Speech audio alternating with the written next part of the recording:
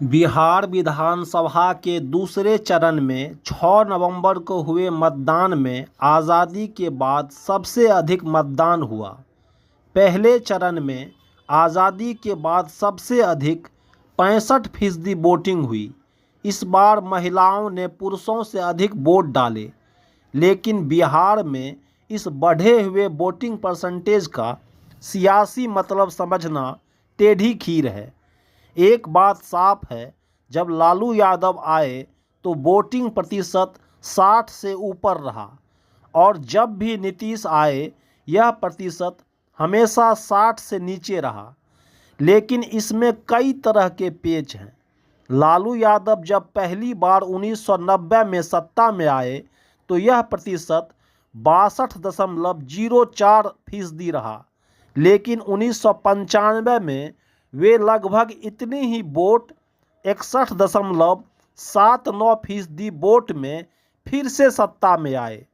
2000 में तब का पहली बार का भारी मतदान हुआ, 62.57% वोटिंग हुआ और लालू यादव फिर से सत्ता में आए।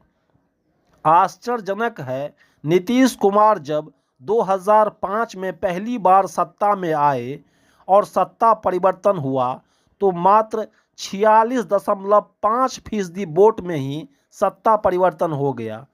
फिर वे इससे भी कम यानी 45.85% वोटिंग में नीतीश कुमार फिर से सत्ता में आए। 2010 से 2020 तक लगातार वोट प्रतिशत बढ़ रहा है, फिर भी नीतीश कुमार सत्ता में बने हुए हैं।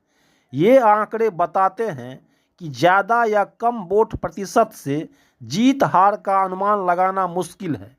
बिहार में इस बार पड़ा ज़्यादा वोट सत्ता के समर्थन का है या सत्ता के प्रति गुस्से का, यह तो चुनाव परिणाम आने पर ही पता चलेगा।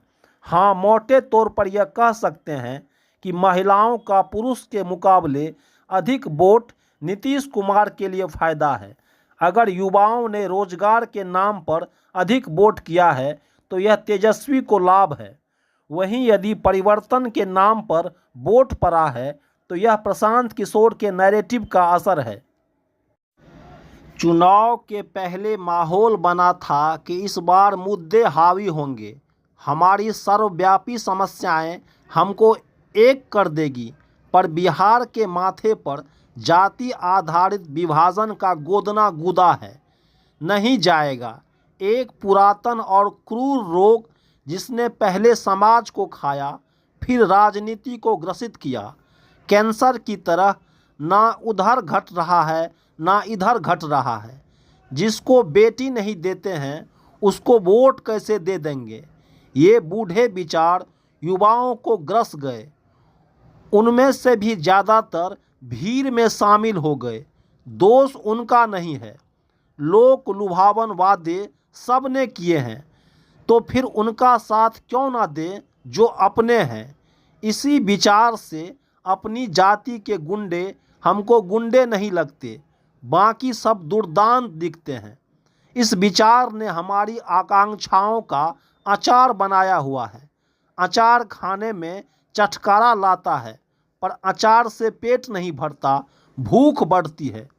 सभी बिहार वासियों को अचार मुबारक।